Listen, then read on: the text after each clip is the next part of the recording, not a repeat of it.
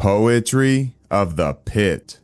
Legend of Jasmin Paris. 1.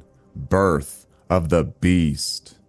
Before this story of suffering began, before headlines hailed a heroic fate, there was a gate.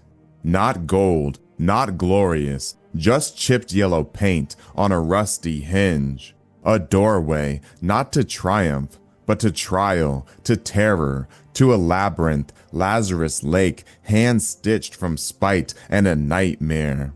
He looked at frozen heads' ridgelines, twisted like torn ligaments, and stated, "Let the woods eat the willing." So he carved a maze, 130 miles under 3 days, 60,000 feet of loss and lift, 2 Everests stacked like a cruel gift, and then inverted. Books hidden like cursed scripture, pages torn like proof of life receipts. From corners of hell, daylight refuses to police. Most years, no finishers, no mercy. The mountain and the Minotaur never miss a meal. 2. The tribute. In Athens, there were 14 tributes, 7 men and 7 women, unwillingly walking toward the beast. At Barkley, the number shifts, but the spirit stays the same. A tiny circle of seekers, sufferers, strange pilgrims with bibs instead of blessings that stand before the yellow gate each spring and beg, "Take me in." No kings, no crowns, no Ariadne with a spool of salvation, just human beings staring into a maze that has devoured better runners, braver minds, and stronger bodies. Theseus had a thread, a god for a dad, divine benefits baked into his bread. Jasmin Paris, she had none of that. Just grit, just grace, just lungs built from snow-struck miles, and a heart full of more fire than any Herculean trials. The cigarette burns, the conch shell churns, the clock hand turns. As Jasmin touches the gate, the labyrinth lies in wait. 3. The Minotaur materializes. The myth says the Minotaur snarled.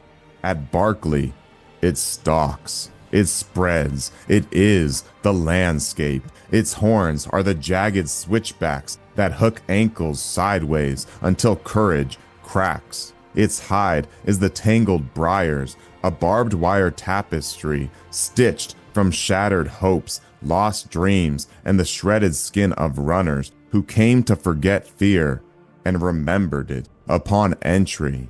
Its breath is the fog, feral, heavy, predatory, swallowing headlamps whole and pressing cold lips to cheek, tasting the flavor of her fear. Its hooves are the phantom footsteps that follow you when sleep has abandoned you. Those thudding, thieving echoes that vanish the second you dare to turn around. Its eyes, twin glints in the dark, blinks of something ancient leaning in to listen to the soft panic in your pulse.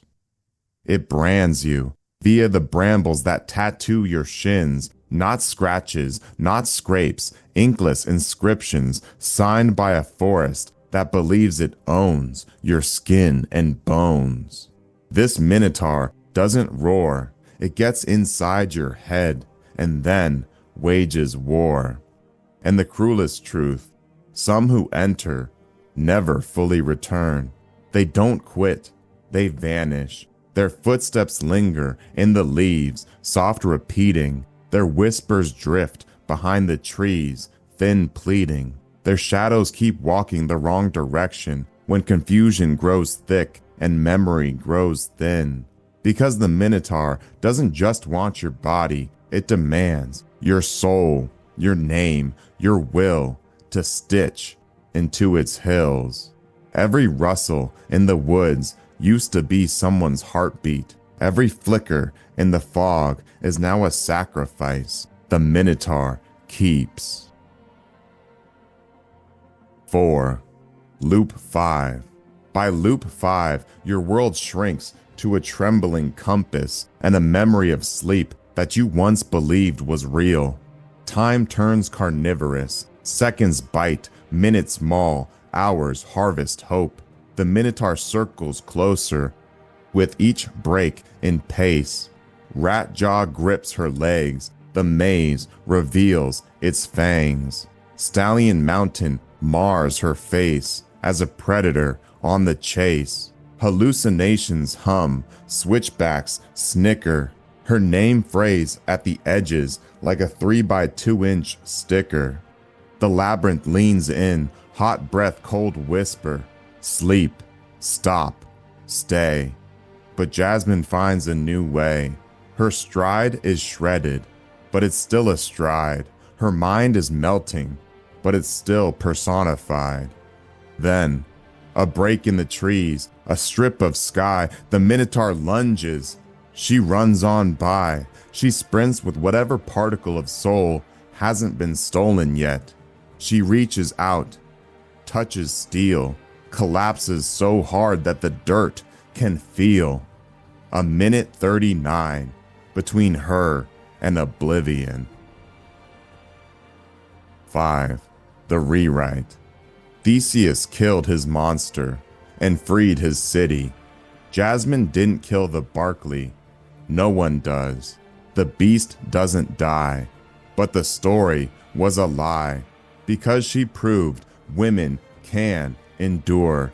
And now anyone that stands at that gate stands inside her shadow and outside their excuses. So when you face your labyrinth, the deadlines, the demons, the doubts, the brambles, the horned fear breathing down your spine, remember, impossible isn't a wall. It's a hallway, a haunted one, a hungry one, a hallway with a monster that counts on you quitting. So step in, find your page, run like something ancient's in rage. And when your gate appears, whatever the color of your fear, touch it and watch your labyrinth disappear.